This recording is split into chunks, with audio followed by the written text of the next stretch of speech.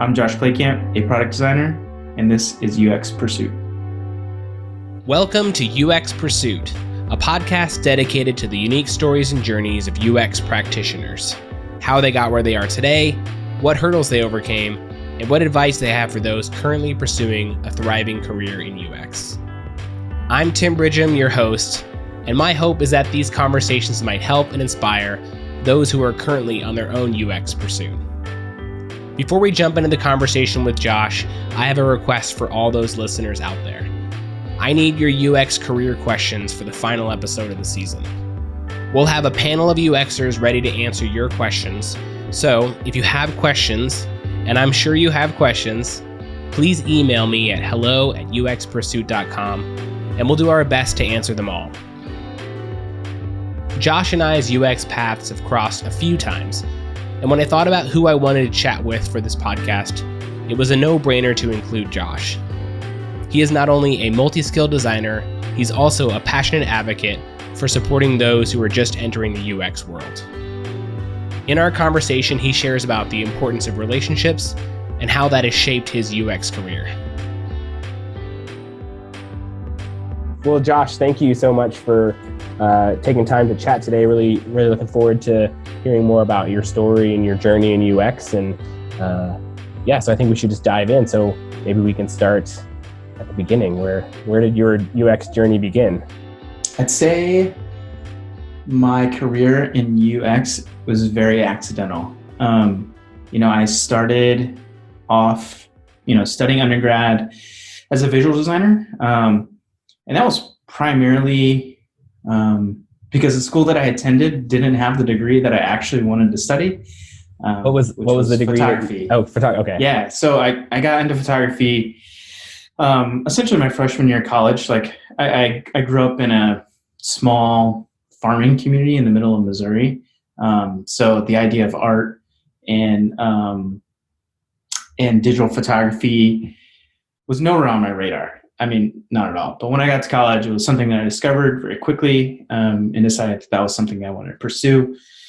Didn't really feel like transferring schools at the time. So sort of tried to find the next best thing, which was a visual design degree. And through that, our program wasn't super established, but we did have opportunities to learn.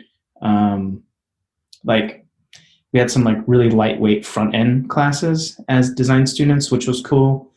That was sort of our first intro into digital products or digital experiences. Okay. But the majority of our program was pretty classical visual design, right? We were having classes trying to build up our brand building skills or print skills. We spent an immense amount of time in InDesign, which I haven't opened InDesign in years, unless it was, I guess, maybe to create an invoice for a freelance project. But it was your standard graphic design program. And there was a couple classes where I was exposed to building websites. I think it was the first class was actually a Flash class, which is hilarious to think back on, because I think maybe a few years after that class, Flash was completely dead. It wasn't just dying; it was dead. That's how I got into it. And as I started to play around with the more technical side of experiences, it was clear to me that UX, I wasn't really termed that at the time. I was just sort of a digital designer, right? It was sort of rooted in problem solving, right? You were trying to understand how to help people achieve whatever goal they had in a digital space, whether that's a website or an app or whatever. I was mostly working on websites at the time, but problem solving was always something that I was super interested in. Even from a young age, I was always tinkering at home. My mom and dad probably hated that, but problem solving was my thing. I loved it. I remember my mom and dad used to get me those little knick-knack sort of problem solving toys where it'd be like sort of a riddle, had it with the like bent iron pieces all together that you had to like unlock, but it required you to put it in like a very specific configuration. Right. Yeah. Like they would get those for me, and like I would finish them super fast, and they'd be super ticked because they spent money on those things. But like, I remember one Christmas, my mom bought me this, and you could probably find it anywhere, but we found it in Branson, Missouri, at Silver Dollar City, which you should definitely visit if you haven't had the opportunity to post-COVID. Yeah. But yeah, it was like a little box, and it had 2 marbles in it, and had like a plexiglass top on it. Okay. And the idea was like you're supposed to get the marbles in the opposite corners where they could like rest. So my mom bought this for me, and like I opened it up for Christmas, and I looked at it, and I just kept looking at it, and I didn't like really touch it yet or like try to figure it out. And my mom's like, "What are you doing? Aren't you gonna like do it?" I literally just like set it down on the table and spun it, and it like the 2 marbles snapped into place, and she just like turned around and walked away. And yeah, like stupid stuff like that. Like those are the things that like I loved, as a kid. And that's cool. Yeah, I kind of found that solving problems was really what UX was all about. As I've become more senior in the field, like I think that there's some other skills are like it's not just about solving problems, but like at its core, and it is about solving problems. So yeah, it's been something that I've really enjoyed. But I think if I would ask my like 18 or 20 or 22-year-old self, like probably be doing what I was doing 5 years ago as opposed to what I'm doing now, which was directing film. Okay. But yeah, it's been something that, I feel like is super challenging, and something that, I'm excited to keep spending the rest of my career doing. So after college, were you working like at a design agency or like freelancing, or what you said you were working mostly in websites? Yeah. So like, as a 22-year-old fresh grad, the dream is working at a design agency, but unfortunately, like I graduated during a recession. So like, design agencies really weren't hiring. Right. And I also probably didn't have the portfolio that I would have wished I could have had at the time. Mm-hmm. So I took a gig working for my alma mater in their marketing department. So okay. that, surprisingly ended up being, maybe one of the best decisions I had ever made. Because, if I went to an agency at the time, especially living in Kansas City where I studied, I probably would have been doing a lot of print work or branding work, and I wouldn't have been exposed to as much digital work as I was. So working at the university, essentially when I was hired, the first major task we were hoping to complete was a complete rebuild of the website. Wow. Without really knowing what I was doing, I was doing like information architecture. I was sort of writing, like feature stories for websites. Wow. Before those things were like popular terms or things that I knew I should have been doing. And yeah, so that's kind of like how I got exposed to the more UX focused tasks of design. But it wasn't really something that I was like, looking for or thinking like it was a skill that I needed to like grow, just to sort of happen. So, yeah. And again, it was one of those things where through exposure, I realized, oh, this is actually something that I really enjoy. I love making something beautiful, visually speaking, but like I love making something beautiful that works well even more. So that's sort of what sort of drew me in that direction. And then, I spent like 4 years working at that university. In that time, like essentially I was able to work on the website, but we also built out like a sort of like video program or video capabilities. So in addition to doing that, I was also, shooting videos, editing and stuff like that. So was that getting into some of that photography kind of passion that you had thought you wanted to get into? Yeah, totally. Yeah, and I loved it, and I loved both of them, but like for very different reasons. So when I moved from Kansas City to Washington, I freelanced for a year, just mainly because like my wife took a job out on the coast of Washington, out close to Aberdeen, and yeah, it's like if anyone knows anything about Aberdeen, there's like not a lot of design jobs out there. It's like not this booming metropolis where people are looking for UX designers or videographers by any means. So I freelanced. I freelanced for like my university. I had a couple of freelance clients that were fairly regular, like asking me to help them out on the website. And like I was shooting videos and stuff like that too. So yeah, I sort of just leaned into what skills I had at the moment, all while applying for grad school. Okay. So, when I was leaving Kansas City, one of the like side hustles I had in Kansas City was I was teaching classes at night at my alma mater as well. Okay. And it was something that I like loved doing, and I still love teaching, just not in its like formal setting. I think I'm attracted more to like mentorship as opposed to, sitting in a classroom and lecturing.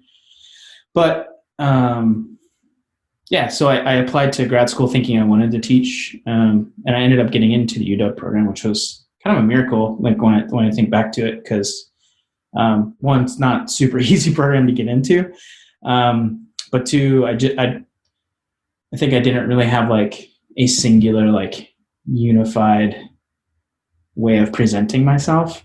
Okay. Because I was kind of doing still design. I was coding websites. I was shooting photography. I was, producing video content. So I don't know if it was easily understood what my goals were, like as a creative or as a designer. So to get in that program felt pretty surprising to me at the time.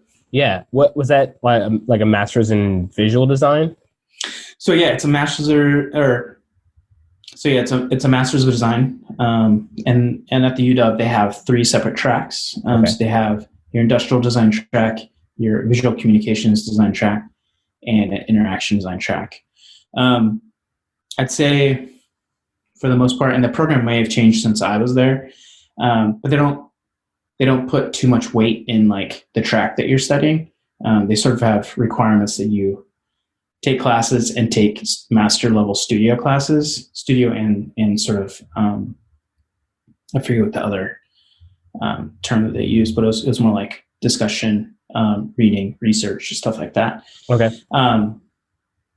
Yeah. And so, yeah, I was sort of like following the visual design track that way, thinking that, I want to be able to teach visual communications design in the future. Yeah. So I was going to ask, was that the kind of the thinking you go to grad school and you become a teacher? Yeah, totally. Like I wanted to be a professor. Like that was the dream. And when I got there and I started studying, it was a pretty intense program. And like it was a big commitment. And it was great. Like I feel like I did well. I sort of accomplished my goals in the like quarter and a half that I was there. Okay. But this is like hilarious to say this way, but like I love my wife a lot, and like I wasn't seeing my wife, and sort of like the goal that I had in mind of like wanting to become a professor, it sort of faded over time because I was starting to realize like, okay, like this formalized lecture-based setting of teaching maybe isn't what I wanted to do, because when I was teaching in Kansas City, it was like classrooms of 8, yeah. And those like it was 3-hour long sessions. We would do 30 to 45 minutes of lecture, and then like the rest of the time doing more sort of open studio collaboration, stuff like that. So yeah, being exposed to like sort of the flip side of that, like more formalized teaching. I was like, I don't know if this is for me. So that combined with me really feeling like I wanted to spend more time with my family, it felt like, okay, maybe I shouldn't be doing this. And like, I hilariously had a conversation with one of the professors in the program, someone who I'm still in contact with today. Like I'm thankful to have her as a mentor. But I went in and sat down in her office, and I was like, hey, I don't really know if I should be doing this. And she responded with like, yeah, you're a really good designer. I don't know why you should be doing this either. And I was like, okay, maybe I don't need to be here. I mean, it was kind of a hilarious moment because I think she sees a lot of students that either come to grad school as like a way to polish up some of those design skills, or she sees people who want to take those design skills and translate it into teaching. And for me, neither of those were true anymore, you know? Okay.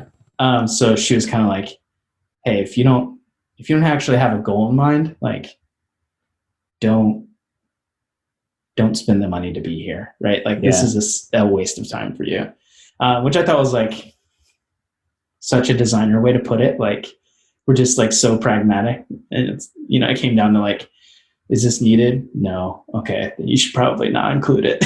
You know. So at that point, were you like relieved, or were you terrified, or some combination of both? I mean, both probably. Mainly because like I had been thinking about grad school for 3 years, you know?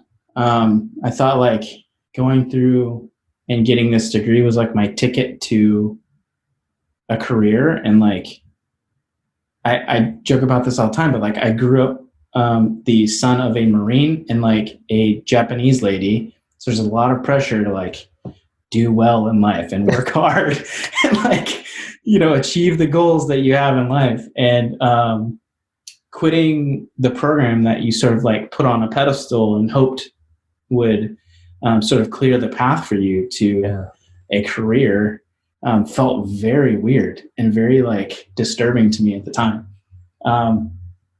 Again, looking back on that, I can like very easily say that that was one of the best decisions that I made. Primarily because it just exposed me to some really great studios in Seattle, gave me opportunity to like go and work at those studios, and then to be mentored by other people at those studios that I learned a ton from. That, you know, I probably would have learned some of those lessons in a grad studio, but maybe not all of them. Yeah. Yeah, that on-the-job training is so huge. And I just remember like going to grad school and then being like, yeah, this all is good. But then like once you hit like the real world, like a lot of those things like go out the window because like clients aren't like perfect all the time, or they have constraints and they have deadlines, and sometimes those deadlines don't match up with your deadlines, and you have to kind of like, it doesn't all like jive like you kind of learn in school. And so yeah, definitely some valuable lessons learned working in the job. Totally. And I you know, one of my first mentors when I got my first gig out of like quitting grad school was at a studio here in Seattle called Digital Kitchen, which sort of like paved the way for me in my career, I would say. Got a lot of opportunities working there. But one of my mentors there said like, cool, you quit grad school, but you're still going to get your degree anyways, because like working in a studio that's producing high level design or creative, that's like going to school too, you know? Yeah. And it's like you said, it's just on the job as opposed to in a classroom. So you landed at Digital Kitchen after, well, I guess maybe it was your second take at grad school, right? This new grad school. Yeah. So landed at Digital Kitchen. I was brought in mainly to do UX work. So they had, you know, Digital Kitchen had some of the most talented people I've ever worked with. both from like film and animation, from like experimental design to like experiential design, like thinking about, cool content in spaces and cool experiences in spaces. But yeah, I think when I was initially brought in, some of the like more formal UX techniques and strategies and sort of process was super helpful for them. That we were working on a pretty big, gnarly project that, looking back on it, like is crazy to even think about. But it was like a full on door-to-door type of experience in a space, like think resort like. Oh, wow. And we were thinking about customer touch points all along the way. We didn't think of it then, but now we would clearly say that that's just, we were doing service design again before service design was like a term. Right. But yeah, we were working through all of that, and I came in and like helped to document that, sort of think through and identify pain points, doing a lot of that sort of foundational UX research. And yeah, it was like completely different than what I've been doing before, in that I wasn't doing all of the work. I was just sort of focusing more on the UX side of things, which was cool. Okay. Sounds like more problem solving. Yeah, totally. Yeah, it's the same stuff, right? Like just trying to figure out like where there's problems and how can we figure out ways to address those problems. So yeah, that's super cool. And then, as time went on, me being there, like I got opportunities to direct films because of my background, shooting content and editing. It was really cool to be able to do that. Everything from like, I got to work with like Tableau, creating like marketing content, to also shooting like a 25-minute documentary with the Gates Foundation. Wow. Sort of capturing the sort of 25-year story of the Gates Foundation, which again, it's just super cool. And we were using, I think the one thing, or the one like thread that I can look back on and say like, okay, I approach every problem this way, is that, even when I was making a video, right? Like I was just trying to solve a customer problem, right? Or while I'm trying to tell a 25-minute story, I'm trying to solve a problem that the foundation has, which was super cool. And to be able to see that, I can use creative to either have like tangible change from like a digital product design sort of perspective, or sort of a hearts and mind change from, like a content perspective is a pretty cool way to use the skills that I have. So I think, was it after Digital Kitchen that our at least work careers cross paths? Yeah. So I think as a part of me being a DK, like I got exposed to more and more digital work, like digital product design type work. I think at the end of my time at DK, I was pretty much looked at as one of the only like true UX designers in the team. We had a lot of talented visual designers and motion designers, but I was probably one of the only true like UX designers. We had a strategist on the team too that was super talented and has sort of applied similar skills to the problems we're working on. But yeah, I was exposed to a lot more work like that. And as I did more of that, the product design or UX work, I realized like this is what I wanted to be doing all the time. I didn't want to split time between doing this or like leading a motion project or like directing a live action video. Like as cool as those things were, I'd always describe them more as like being in a band on the road. Like it seemed like a really cool thing. It was a thing that you always dreamed of being able to do. Mm-hmm. But then it's like stressful, right? Like it's a hard thing to do, traveling in general for work, isn't always great. Like it's kind of, it seems nice as a concept, but then once you start doing it more and more, you're like, I kind of want to just be home, And yeah, like my wife and I had um, our first son, our son, our only son, and yeah, when that sort of happened, I was like, oh, I just want to be home more, like I don't want to have a 4-week trip to Kenya and Bangladesh anymore. I just want to be in North Seattle, like be able to drive down the road and get red mill, with my son.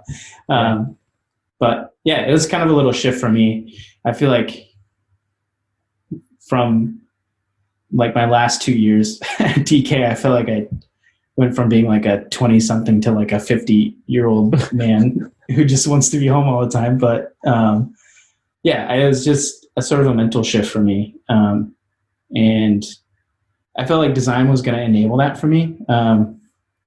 Primarily because, it's a job for the most part that we can do, behind a computer. Obviously, I went on to work at an agency, so we're doing a lot of client stuff. I was able to use a lot of the skills that I learned at DK to be successful in a more design focused studio.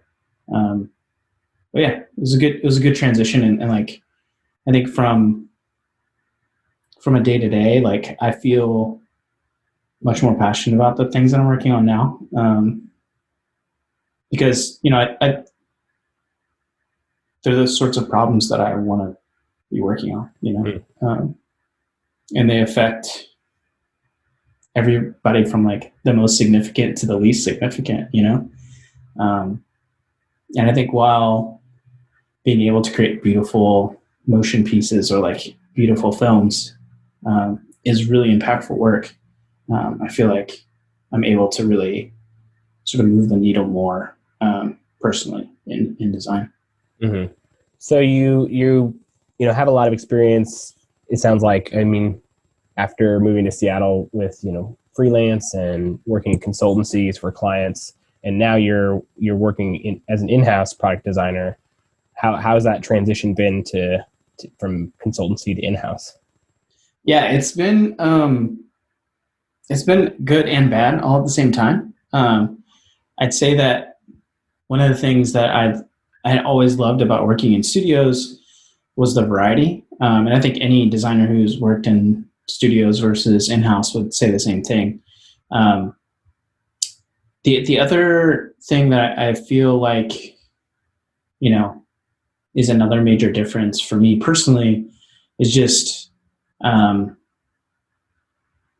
the ability to sort of like wipe the slate clean and start over. We always felt like we were building something fresh. I feel like in a studio, you're always coming in to like solve the big problem or whatever. And like you could create like net new and sort of not always like disregard the past, but you could always take a fresh approach. I think being, in-house, a lot of times you have to make affordances for what is there. And you have to learn to be more flexible with the work that's already been done. You have to inherit a lot of design decisions that other designers have made, and you may not agree with them, but you sort of have to learn to work with those things for now until the opportunity comes for you to change those. Because it's not, I think, coming into an in-house job and working with a team that was already pretty established, the first thing I was like really cautious to like jump in and say, hey, we need to like do this all over again. Yeah. Don't want to be that guy in the studio or in the company, right? And I think every designer that I work with at HashiCorp would probably feel the same way. There's probably things that are existing like within inside of our design system or within the way that we all approach problems that they wish we could just like wipe the slate clean and start fresh again. But yeah, it's a little bit different in that sense. But yeah, I think like there's a lot of similarities too, and a lot of overlap as far as, what skills will help you be successful in a studio versus an in-house situation too. I think the ability to listen and collaborate and then also like communicate, those three things, like if you can do that as a designer, you'll have a really successful career, and it makes you good in the agency environment, right? Because you're sort of like learning fast, you're open to ideas, you're listening to your clients and also like trying to interpret what they have or what they know, and trying to facilitate, sort of using them as experts from a context perspective, and then you as an expert from the design perspective. But as an in-house designer, like you're working with so many more teams, and there's so many more people that want to sit at the table, and like have their opinion be heard or have their concern, be seen and be acted upon. I think the ability to listen and really facilitate conversation and also communicate like your point of view as a designer without coming across as like, an uppity designer, obviously is something that is extremely valuable in both of those situations. When you were talking about grad school and kind of thinking that, hey, I want to be a teacher because you really like that, that experience you had in your first job working at the university and kind of teaching these smaller classes, but then you realize, hey, maybe this isn't the type of teaching that I want, and maybe mentorship is more kind of the direction you want to go. Have you had opportunities to be a mentor? I know you talked about having mentors, but I'd love to hear if you've had experience about being a mentor. Yeah, at every studio that I've worked at, I've always been sort of the one championing like interns or young designers being hired, and then either mentoring or having those individuals report to me. So when I was at DK, like we had a pretty strong internship program. And it was like super well established, and we had like a long history of interns converting to full-time people. So it was a really successful program for us. But like I recruited, I think 3 designers throughout my like 4 years there to be interns, and they all sort of reported to me while they were in their internship. And I think 2 of the 3 got offered full-time gigs as a result of it. So yeah, it's pretty cool to see that. And it was just like, at the end of the day, I think it helped me just confirm my suspicions that like that was the type of teaching that I wanted to do. And then, I got to do that again when I came and worked at Blink with you. Like we had young designers coming in, 2 different sets, at least in the time that I was there, of individuals that they didn't, in those cases, they didn't report to me. They were sort of allocated for different projects and for different needs within inside the studio. But always try to like be there and be the first person to be able to respond when they have questions. Because like, I don't know, being the new person and being an intern in any studio is like terrifying. Sure. So yeah, it's nice to be able to be there for them, and then sort of explain the things that maybe help them see like the unknown unknowns in their day-to-day work. And then it's good to build relationships and help them feel like they have something they can trust if they have questions and stuff like that. So but yeah, and then in my job now, I was actually just talking to my boss this week, and we'll be hiring interns this summer.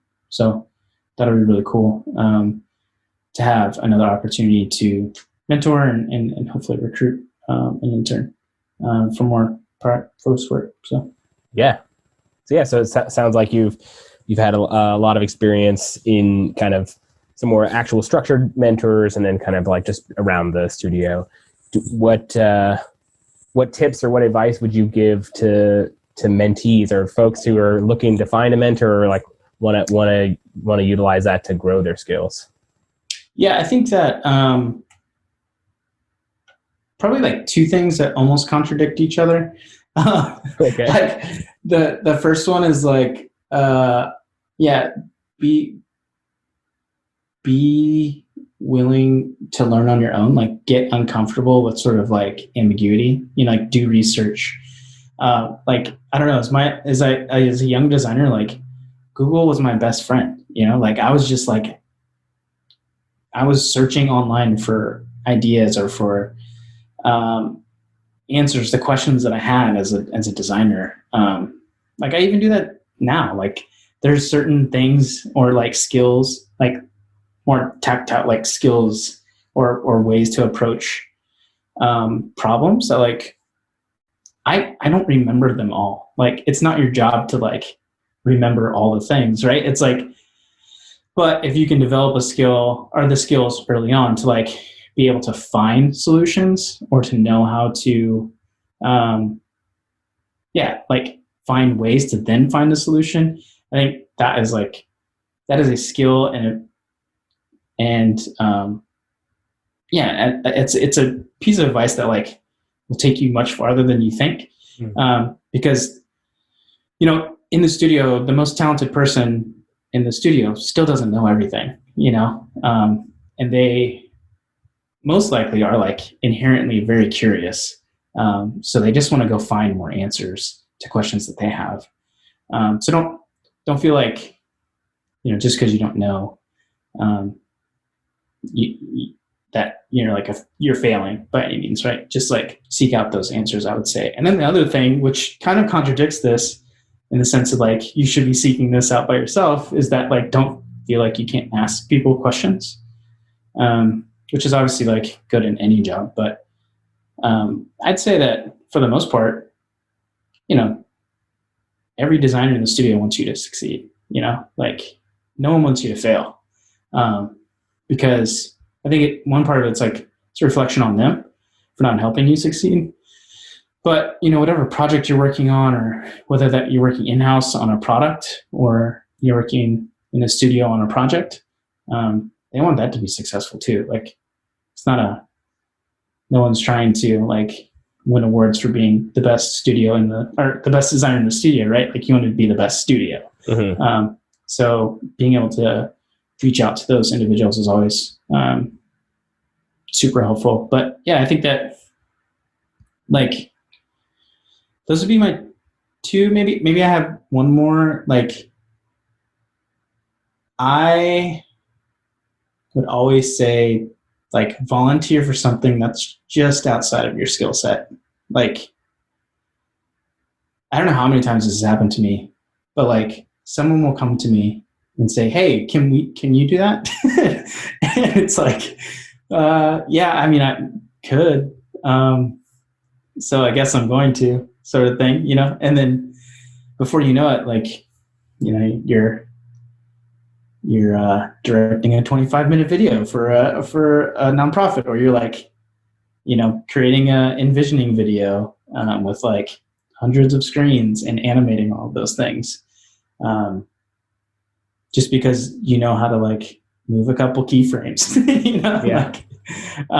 But I think those have been moments in my life that I think, in my career that I probably learned the most, right? Just like, and obviously you don't want to say like, yeah, I can solve this crazy big problem by myself, or something that's like truly unachievable, but like, reach a little bit, I think would be my advice. Yeah. I think, being a little uncomfortable is the way to grow, is the way to expand that level of comfort. So you have to kind of go outside of it sometimes. Yeah, that's great.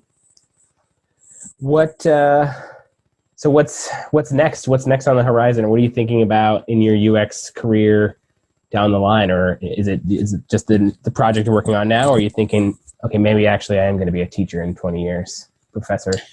Yeah, I mean, I don't think I'll probably ever go back to that, unfortunately.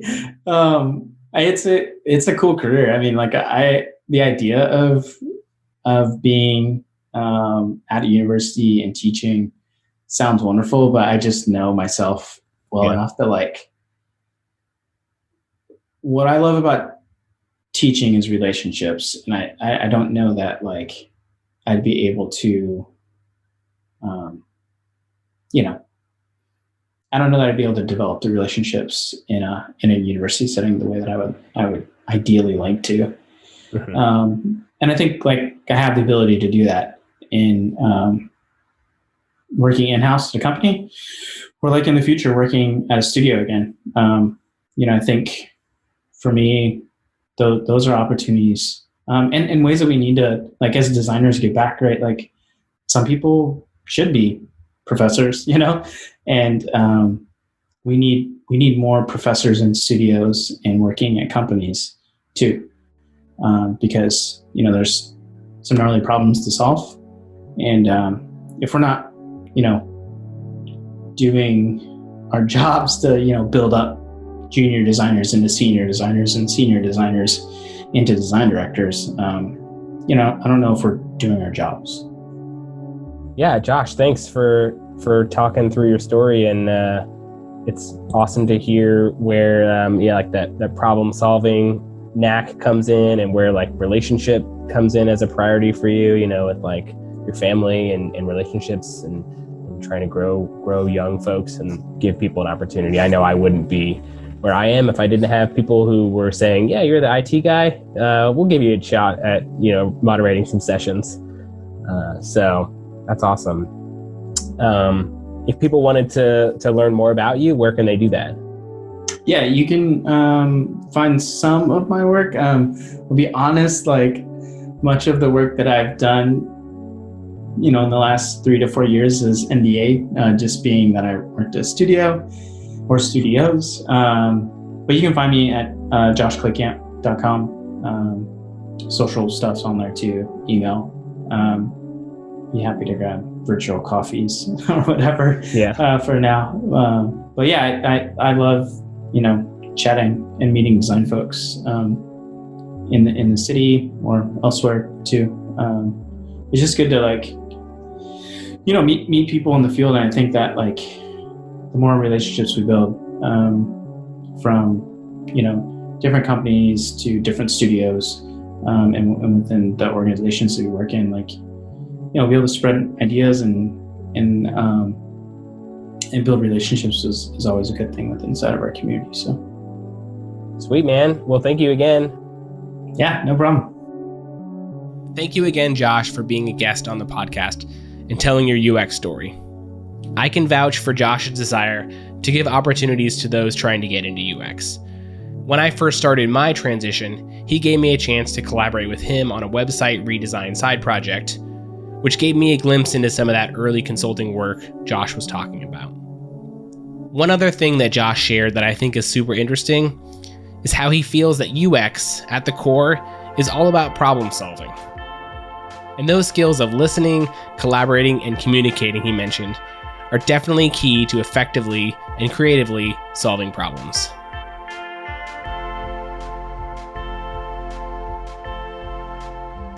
Thanks so much for checking out the show.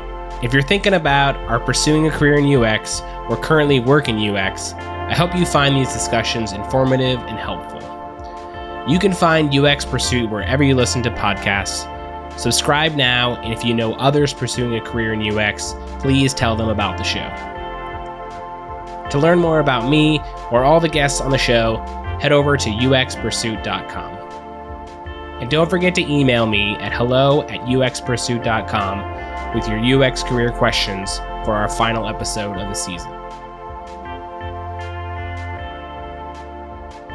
As always, a big thanks to Irene Barber for creating all the music you hear on the podcast.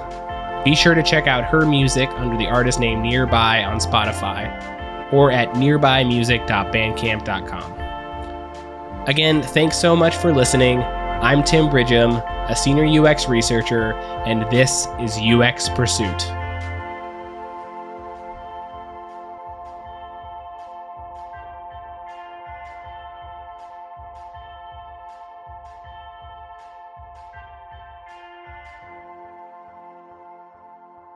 Okay, cool. I'm Josh Klekamp, a product designer, and this is UX Pursuit. I should do that again.